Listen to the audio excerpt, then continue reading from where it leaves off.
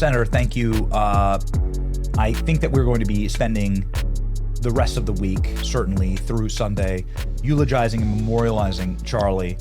While I want to get to the heavy issues and the heavy work at hand in disrupting and destroying left-wing domestic terrorism, I want to just give you an opportunity to talk about what Charlie meant to you, perhaps share a personal story. It's going to make me emotional if you do that, brother. So that wasn't how that was supposed to start. Dang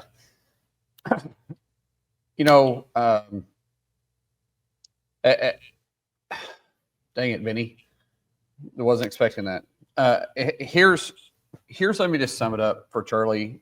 Me moving forward, I've dealt with a lot of death in my life. You and I have talked about what I used to do before I was in Congress and before stuff that's not on my true resume. And so I've learned how to process it. And first of all, Charlie's death hit me harder than most, just because it was senseless. It was pointless, and it was hard for me to process why somebody that actually loved people, that spoke on Christian values, who was a gentleman that took the argument to their backyard and gave them a platform to debate him, and he would debate with love on Christian values, on biblical principles, on historical facts, on the founding fathers, on Federalist Papers, the Constitution, or the Bill of Rights. It didn't matter. He would go through it, and he could debate you on any of them. And yet somebody wanted to silence him. But as I went through the weekend, what Charlie meant to me was someone that I had a tremendous amount of respect for, that had a vision of politics, had a vision of winning the souls and heart of the young population by doing something no one else was doing. That has switched for me, because I had a tremendous amount of respect and love and respect for what he was doing. But now I've got to switch to his legacy, and his legacy is a Christian man that was a devoted husband, that was an awesome father, and he had his principles in place, which it was God, family, and country. And hearing him speak, which I've gone back through, and I went down rabbit holes now, listening to him, and now my algorithms are all kicking up constantly on social media, and now I want to be a father like him. I want to be a husband like him. Yesterday, JD shared when he was doing his show, which I was there in JD's office with him when he was doing the Charlie Kirk show. And in the opening, he shared that Charlie had never raised his voice to his wife. I can't say that. My wife knows how to push my buttons more than anybody, but yet I love her dearly, and she's my best friend. But she also will say the same thing about me, as far as pushing her buttons. But that's an example. To live the example of a father through Christ's eyes is an example, and I want to be that example. I want that to be my legacy. Not that I was a senator, not that I was anything else, but that I want a friend like JD to be able to speak about me the way that JD spoke about Charlie. That has changed my mindset. So while I've went through the aggravation of hurt and disbelief, I am now set to the point of pride. I got to know Charlie. I get to tell my grandkids I knew Charlie, because what he started and now what is happening around the world, it has never happened to you and I in our lifetime. This is something that is going to be a movement that's going to change generations to come. It's going to change Gen X. It's going to change Gen Z. It's going to change our campuses. And we're not going to see the full effect of it until 20 years from now. And you and I, Benny, get to say, we knew him personally. He was a friend. There's not a lot of people that get to say they knew JFK. There's not a lot of people that get to say they knew RFK. There's not a lot of people that get to say they knew Martin Luther King. But that's what we get to see, and that's what we get to say, and we get the opportunity to continue this legacy. The fact that there was only 9,000 chapters on colleges' campuses on September 10th. There was only 1,100 high school chapters on September 10th. And now there's 37,000 requests around the world. And keep in mind, there's only 23,000 high schools in the country. To just say that that's how many people is wanting to be part of Turning Point USA chapter, it's an honor now. Now I get to, I've always had a hard time with memorial services when they say it's a celebration of life. And this is the first time I actually get it. This is the first time that I actually get it. My mom said it best in a text that she sent me. And my mom hasn't texted me 5 times since texting has been invented. And she sent me this big old long text. And she knew I was hurting, and she knows I dealt with death a lot. And my wife has even had a hard time with it because she doesn't see me get emotional. Unless I'm talking about my wife and kids, I don't get emotional, especially when it comes to death. But my mom said it best. She said, Charlie was a Christian because he spoke about it all the time. He spoke to you about his faith all the time. And the fact that his spirit had to know that he had a short time in life, only 31 years, because he got so much accomplished in that short time. And she said, I'm not making the comparison of the two, but there was one man that's also talked about in history that had a short time in life. And he had 12 disciples, and look how his gospel spread. She said, I'm not comparing him to Jesus Christ. That's not what I'm saying. I'm just saying that the Spirit knew he had 31 years. And now it's going to continue farther than he even imagined in his life. It's going to go farther than his ability. And I think that helped me more than anything when my mom sent that to me. I was like, okay, I'm a 48-year-old man who has a ridiculous title, and my mom is still encouraging me in that way and helping me process things. And I think we can all learn from that. Charlie will be considered, I believe, amongst some of the greatest Christian martyrs, and certainly is an American martyr. And you're already seeing the revival that has sprung up in this nation in Charlie's name, and again, at his approval, smiling down from heaven. This is something that Charlie said constantly, and every time he was asked about death or legacy, Charlie only ever responded with his Christian faith, I want to be known for my faith and courage in it.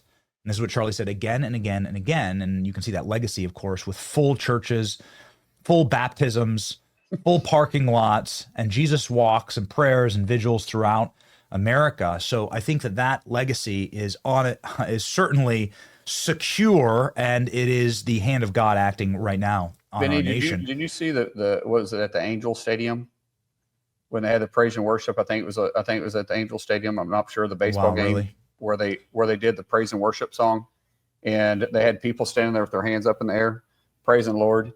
And at a baseball game. I don't know if you saw it. If not, I'll look it up and we'll get a baseball game in one of the most sunken and demonically possessed and darkest places in America there in Los Angeles. Yeah, you can feel the spiritual energy whenever you're there. I was just crawl. Yeah. Yes. Can I ask you a question?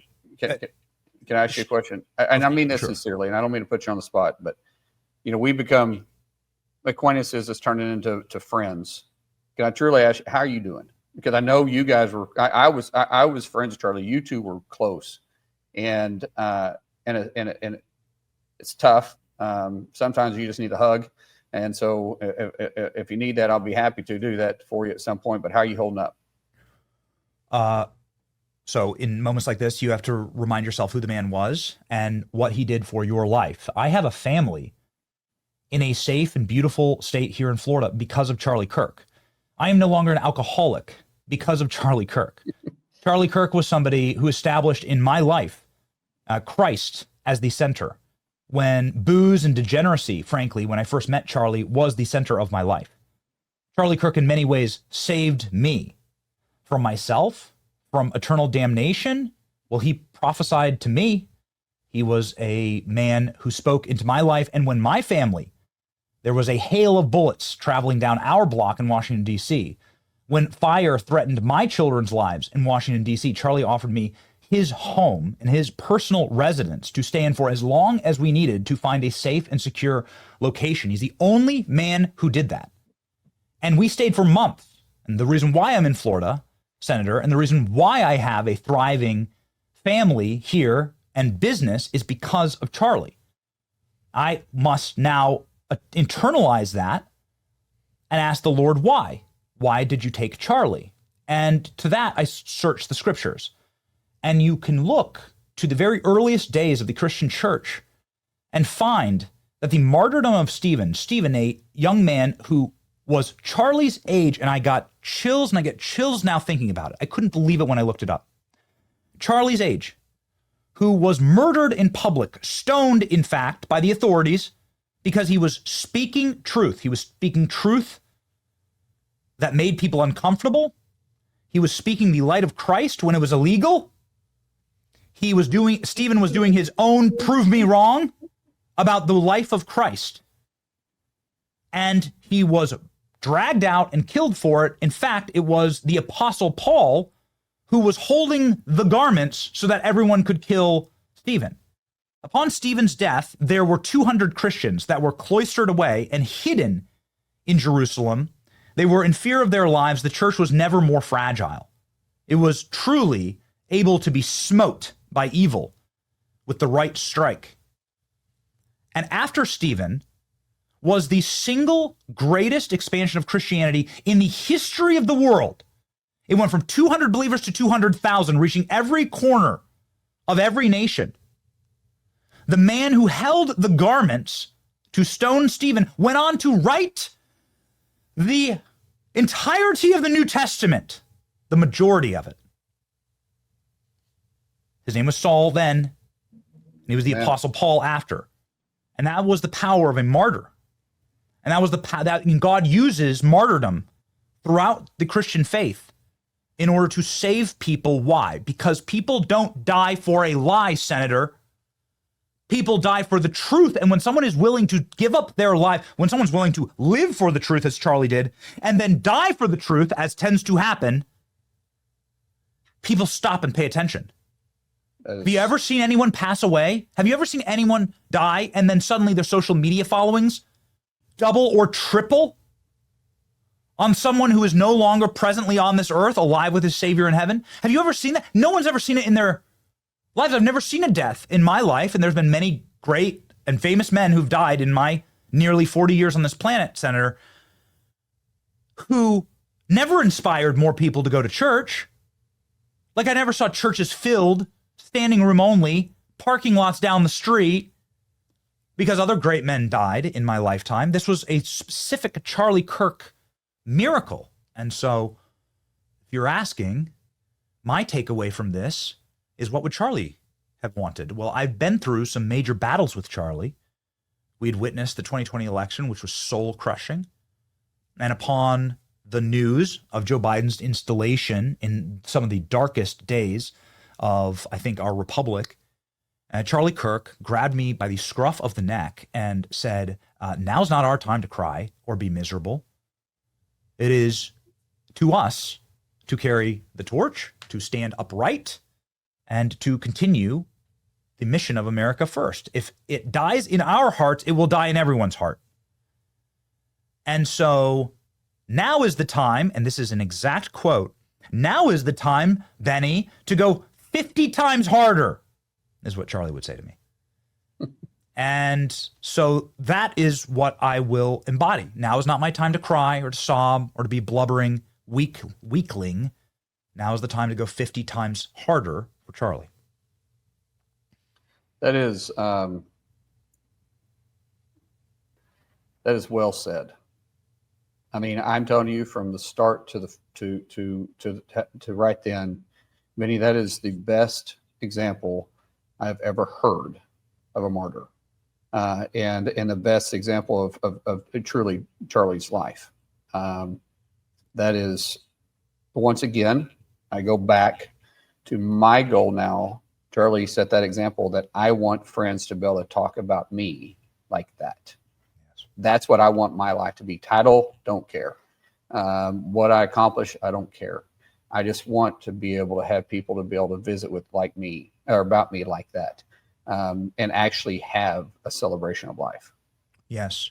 So that's what we were witness to. We were witness to what I believe. I'm not sure I've ever seen a miracle, but now that I like think back on Charlie's life, now I believe that I was witness to a slow motion miracle of what Charlie was doing. Nobody ever, no young man at 13 years old.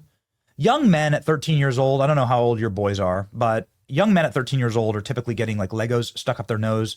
Charlie Kirk was wandering the halls of the RNC convention while Mitt Romney was running for president, trying to fund Turning Point USA, trying to look for his first donors in a borrowed suit from his father. God has a calling on his life, and it was a miraculous thing to see. And that's why there's no replacing. There's no replacing Charlie. There's simply the continuation of his energy and the remembering of his legacy in our own ways and with our own disciplines. And so since you are in the Senate, and since I know that we are up against a hard out, I did want to ask you about this, getting to the hard work that perhaps only a senator can do. Will there be a special committee set up perhaps to investigate left-wing radicalization and terrorism? Do you want to be on that committee? Is there a push for that in the Senate? I believe there certainly should be. Follow-up question to that is the Smith-Mundt Act. I know that some of your fellow senators are talking about potentially reestablishing that to ensure that there is no ability to have government-shared propaganda in order to disrupt the American public. A two-part question, Senator. The floor is yours. Both those, yes. Here's what I don't want to happen with this special committee or select committee is, we need to go after these radical groups. We need to go after these domestic terrorists. And it's interesting to me how the tides have turned right on this left that was saying that they felt threatened, yet you didn't see the same type of violence. I said this on my social media. I've said this openly.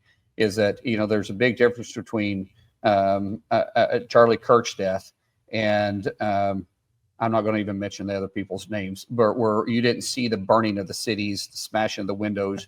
You saw prayer rituals. You saw people turning to Christ. You saw an outpouring of support and not violence. And so when we do the investigation needs to be it needs to be focused specifically on looking at those that are funding these programs. It's not free speech. We're not going after free speech. It's not going after hate speech. There's a line that is crossed between having a social media platform and speaking your mind versus paying people for destruction, paying for people to go to Cuba, as you were pointing out earlier, to work with radical groups. There's a difference. There's a thin line. They bragged about it. Hate speech. Yes, they're bragging about it. They did do that. They did do that. No, yes. Right. Yeah. And so there's a thin line between hate speech and freedom of speech, which was protected in the Constitution, and then stepping across it and actually inciting violence and funding the violence too. Paid agitators are insinuating violence to some degree. And so what is that line? I think there is a role for Congress to play, but we can't allow it to become a division. We've got to get to the root of the problem. Now, Kash Patel and the DOJ and the President of the United States is focusing directly on that. Who is funding these programs? And, you may have the left media that'll be saying that we're trying to censor free speech. We are not. We're going after the violent acts that they are doing, not the speech, not their ability to post. It's when they incite the violence that leads to acts what just took place. This gentleman, and I'm not going to mention his name either, but it will just use his initial TR. How TR was radicalized wasn't in his home. He was radicalized by individual groups, we believe. We'll look into it. I don't want to say he was 100%, but we're going to look into it. And that funding mechanism that is doing that, is that coming from billionaires here inside the United States? Is it being funded by outside adversaries into this country that wants to disrupt and bring down our democracy from within, which is what was said by Stalin? How is it that we can stop that influence that is directly attacking our democracy, because it is attacking our democracy? And so anything we can do in the Senate, we will do, and any support we can give the DOJ in doing so, we can. It doesn't take a special committee. for the DOJ to enforce the laws of the land, though. But that isn't needed. So how can we work to be helpful? That's the goal. And we want to work side by side with the White House and with DOJ, with Castro, Pam Bondi, and the Senate for everybody. This is for everybody. This isn't a political thing. This is for everybody to protect our democracy, because this is a threat on democracy of what is happening right now. I just want to pop something up from somebody who I know that you've worked with before in the House, Anna Polina Luna, who made a lot of news this morning, beginning to call out left-wing billionaires who are foreign, who fund militant organizations here that orchestrate violent riots. We know that they do this. We can trace the money back. They're calling for a full treasury freeze on assets. Now, the vast majority of rich people on earth have assets here in our nation and have assets in American banks. Do you agree with this? If proven that these foreign left-wing billionaires are in fact inciting domestic terrorism? If proven, 100%, without question. This is how you get to it. Like I said, there is a thin line that separates hate speech and freedom of speech to the violence. And when you step across that line, that's when we have the right to protect our republic, to protect our democracy, and those that live within it. Yes. Neville Singham is the individual here. Obviously, many people know the George Soros name. Birds of a feather. All right. Well, thank you, Senator. Godspeed, and thank you for that poignant and profound memory and recollection of Charlie Kirk. You've already remembered Charlie Kirk in the best way possible, which is to fall in love, get married, and have 1 million kids. And that's what he always told me. He always said, fall in love, get married, and have 1 million kids. And well, we're doing our part in the Johnson family to keep up with you. Thank you, Senator. Thank you, brother. Thanks for having me on.